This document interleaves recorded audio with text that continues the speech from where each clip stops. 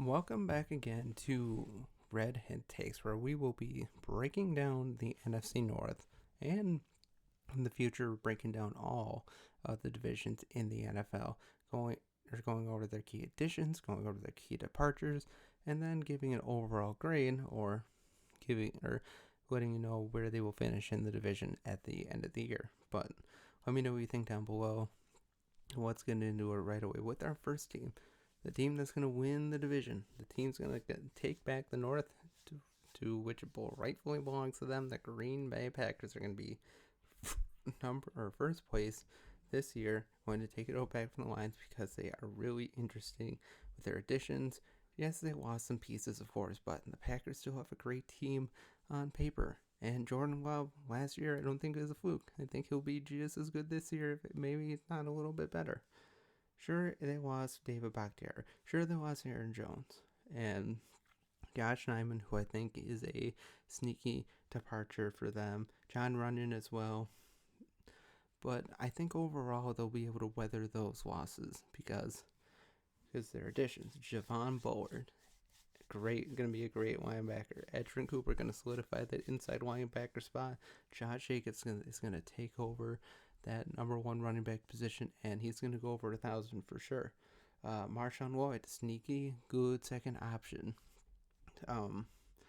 A.J. Dillon is still here, but I think Marshawn Lloyd in the long run will take over that position. Eventually, Jordan Morgan going to solidify that left side of the line for years to come.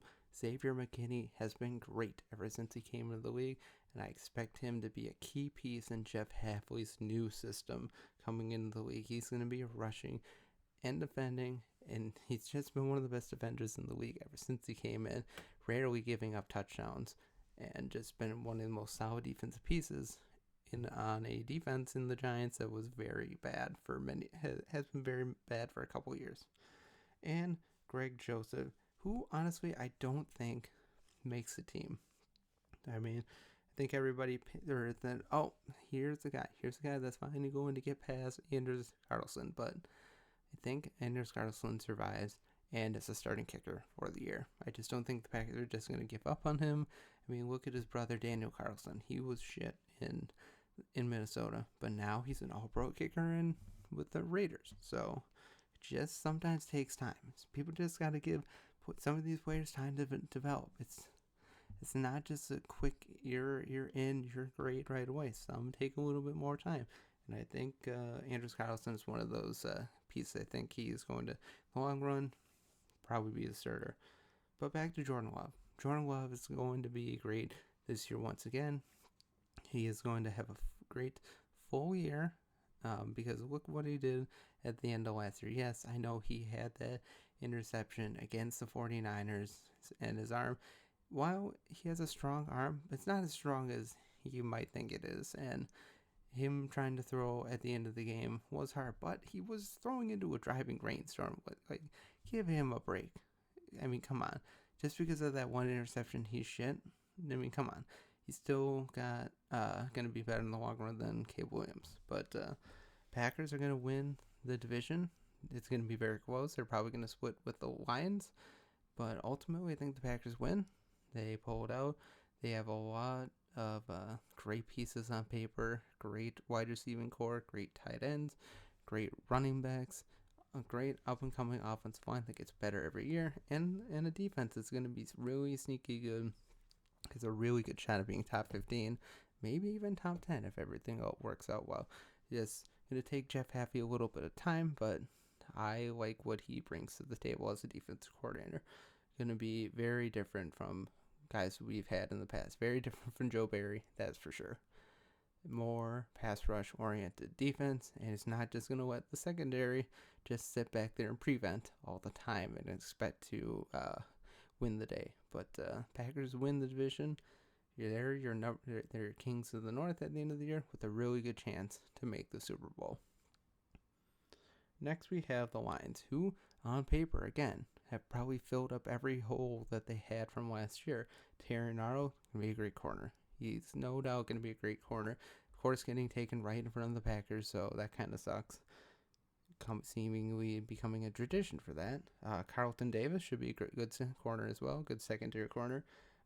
Ennis Raksura the third, I think, will be more of a developmental piece, but in the long run, I think he'll be a good addition. DJ Reader is probably the sneaky good, probably the best addition they made. I think he'll be interesting coming up the middle alongside Aiden Hutchinson. That's a great two-man punch in on the defensive line, and Kevin Zeitler will be a secondary offensive line piece, a good backup for their offense, because their offensive line is pretty good, all things considered. I think he'll be a backup piece. I haven't looked too far into their offensive line, but it's been pretty solid in the last couple years. It's only gotten better. Their only real piece that they lost was Jonah Jackson, so that might hurt a little bit, but I think they'll be able to weather that just fine. Josh Reynolds had his moments with Detroit over the years, but his time is over. And Cam Sutton, who of course decided to play Grand Theft Auto in real life, now with the Pittsburgh Steelers and going to miss the first 8 games of the season. But overall on paper, Lions look like a great team. They look like a nearly perfect team. 2 great running backs. Jared Goff has been great ever since he came to Detroit, although I think this year he might take a little bit of a step back. Great offensive line, great receivers, and a defense that has just about every hole filled up from last year. I mean, their secondary should be much better than it was last year. It might take a little bit of time. Jaron Reynolds is still a rookie, but he could be one of the Lions' true shutdown corners that they've had in a while. Probably their first good shutdown corner since they had Darius Slay. So it has been a couple years since that. And Carlton Davis had plenty of moments in Tampa Bay, and I think plenty of moments in Detroit as well. But when it all comes said and done, I think the Packers still take back the North, but it's going to be close. Like I said before, the Packers and Lions should split, but ultimately the Packers will prevail and win the division. Next, we have the Bears. Now, the Bears, on paper, look very strong. But I'd like to caution Bears fans again, because you do this every time you get a new quarterback. Every time. It's like, oh, we finally found our quarterback. We're going to dominate the North. We're going to dominate. We're going to come in and over. It's like, take a chill pill and step back. Let's develop our quarterback a little bit first, because but unfortunately the Bears want to throw their new prize quarterback into the wood chipper right off the bat instead of giving him some time to develop. Caleb Williams, obviously the key piece addition this year, although I don't think he's a true number 1 pick. I just don't. I mean, he has all the tools. He looks great. He just holds the ball in the pocket too long, tried to play playground ball, and which results in interceptions and getting sacked, which he's just not going to have as much time to throw in the NFL as he did in college. And even in college, he had his moments where he's just holding the ball too long, throwing bad interceptions, and as a result, his teams were losing. USC did not have a great year last year, and Caleb Williams was a big reason why. Yes, I know USC had one of the worst defenses in a long time, but let's not just chalk it up to the defense being bad. Caleb Williams was not good last year. He really was not. Keenan Allen should be great. He helped Justin Herbert develop into a great quarterback as well, winning Offensive Rookie of the Year in 2020, but he is 4 years older and still injury prone, and I think this might be the year he finally breaks down and, takes a step back. He'll still be good, but I think he'd be more of a good mentor piece than like a 1,200-yard receiver, which we have seen many times in the past. Kevin Byard will be a sneaky good safety selection for them. Rome Odunze, one of the best young wide receivers coming in the league. May take a little bit of time, but in the long run, I think he should be a fine piece. Gerald Everett will be a sneaky good tight end piece. DeAndre Swift, again, he's still an injury risk, and he's not going to miraculously not be hurt at some point. He'll probably get hurt at some point, but whenever a running back seems to come to the Bears, they have one of the best rushing attacks in the NFL. That's one of the really good things that the Bears always seem to have is a good running back. No matter what the name is, they just have a great running back system there. And Caleb Williams, of course, is the key piece, but let's pump the brakes on him. Let's give him some time. Bears fans, I'm trying to save you from yourselves. Every year, every draft, you get a new quarterback. You want to like anoint your quarterback as the savior, as the next best thing. And like people are saying, like, oh, he's gonna be Patrick Mahomes. So it's like, no, he's not. He's just not going to be Patrick Mahomes because you know why? The Bears had a chance to draft Patrick Mahomes. And it's a good thing he didn't because he would not have turned out in Chicago. He went to the best place he could have in Kansas City, and he's only gotten better since going there. Now, if he would have went to the Bears, I'm not saying he would have busted out. He still would have been fine, but he wouldn't have been winning 3 Super Bowls and a couple MVPs for his trouble in Kansas, like he did in Kansas City. He would not have won a Super Bowl with the Bears. And if the Bears fans think that would have happened, you're delusional. Just the Bears have a very toxic environment when it comes to quarterback development. They just don't give them time. They throw them into the wood chipper and expect them to be great right away. When it's just like Caleb Williams has all the tools, but it's just going to take him some time. Let's give him a chance to develop into what people think he can be instead of just expecting him to be great right away, because he's going to have some rough spots this year for sure. Interceptions should be high. Probably have 30 touchdowns or so. He's not going to eclipse 4,000 yards. Okay?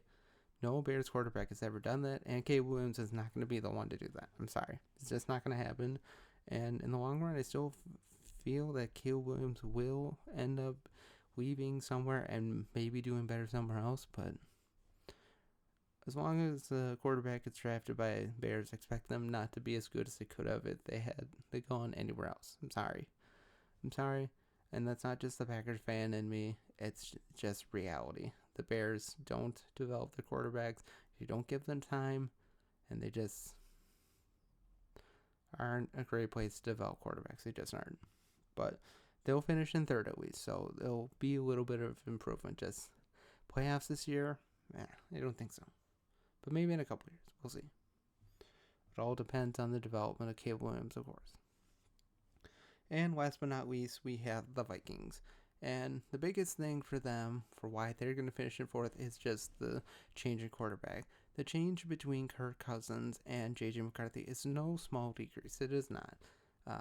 Kirk Cousins was great for the Vikings, but again, he's just a great winner in the regular season and a terrible loser when it comes to playoffs. That's going to be a big hit for them.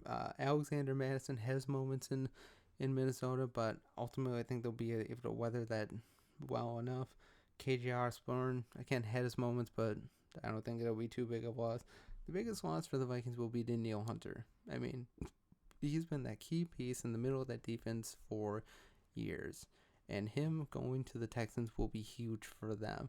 And I think the Vikings are really going to miss him. I mean, really, because they don't have a real good replacement there for him in the middle. And also lost DJ Wanham too, so that's a loss as well. But they added Jonathan Grenard, who looks to be great. He signed a big deal with the Vikings coming from the Texans, and the Texans are an upcoming defense, but still they weren't that great last year, so maybe pump the brakes on his impact there. Aaron Jones should be good early on for the Vikings as long as he can stay healthy, but he's not going to miraculously not be injured. You know, he's not going to miraculously go for a 1,400-yard season with 12 to 15 touchdowns. It's just not going to happen. It's unrealistic to think that. And if there are any Vikings fans that are thinking that, let's pump the brakes a little bit. Dallas Turner should be a great edge rusher. One of my favorites to win defensive rookie of the year. And Anthony Van Ginkel will be a sneaky edge player as well. He had some good pick sixes in Miami, and he's a sneaky good pass rusher as well. But the biggest addition is J.J. McCarthy, but ultimately I think he'll need some time to develop. I don't think he's just going to be this all-world quarterback right away, and frankly I don't think he's going to be starting much at all this year. I think Darnold will be the starting quarterback for most of the year. And if J.J. McCarthy is starting before week 8, I would consider something terribly wrong happened. And I don't want to see JJ McCarthy fail. I really like him. He seems like a good guy, but he was a game manager in Michigan. He made some really tight throws during his time in Michigan, but again, he was mostly a game manager, and game managers just don't miraculously go from their game managing status in college to all pros in the NFL. They just don't do that. So if the Vikings are smart, they will give him time to develop and try their best not to start him right away, like the Bears are doing with Caleb Williams. So try not to do that.